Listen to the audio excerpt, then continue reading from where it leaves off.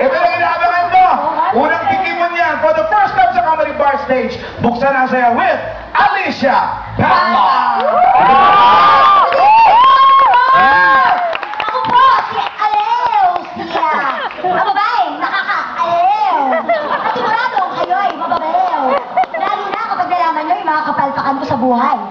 Naalala ko tuloy nung bata pa ako. Paborito ko utusan ng aking magulang. Kaso, lahat na inuutos ng aking nanay, eh nahuhulog sa kanal ang pinabibili niya. Inutusan niya akong bumili ng suka. Pagbili ko ng suka, nalalaglag pa ang bra ko. Nalaglag sa kanal yung suka ang binili ko. Ang sabi ko sa nanay ko, Nay! Nay! Nalaglag po yung suka sa kanal.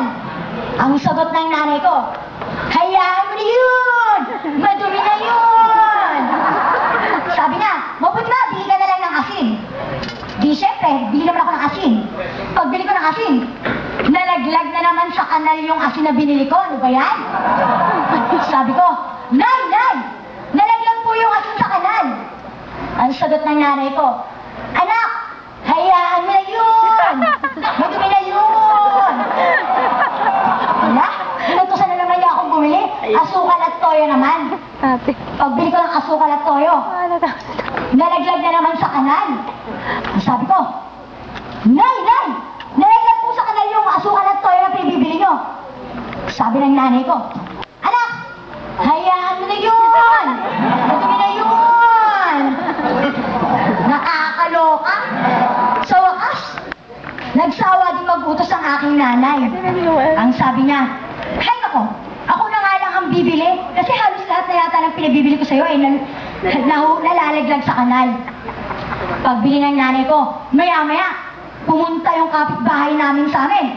Ang sabi niya, Hoy Alicia! Yung nanay mo, nalaglag sa kanal!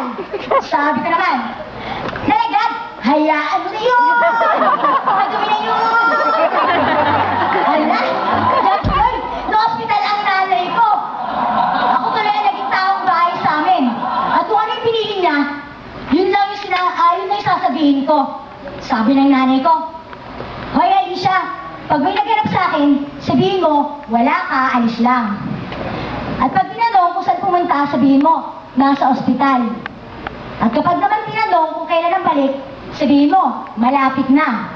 Maya-maya, pag alis ng nanay ko, may dumating na nag-o-offer ng lason sa daga.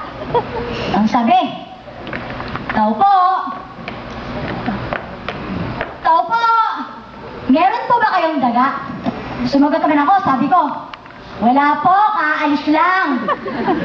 Nagpakalis si mama. Umalis daw yung daga. Maya-maya nagtanong ulit siya. Saan po kaya pumunta?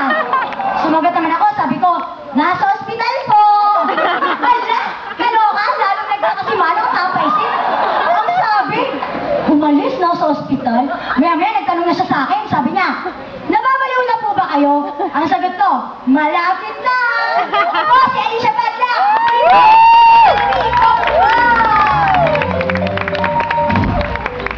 Thank you, Alicia! Yan. Alam mo, kanina pinagtalunan namin, bakit Alicia Padla? Yun pala, merong Alicia Keys, kaya siya ang Alicia Opo, Padla. yes. Kapag laglag ng panila, nalalaglag din ako. Maraming salamat sa iyo. Susunod na, Ichi! O, sige na naman. Ang biyaheng gusto mong masakyan.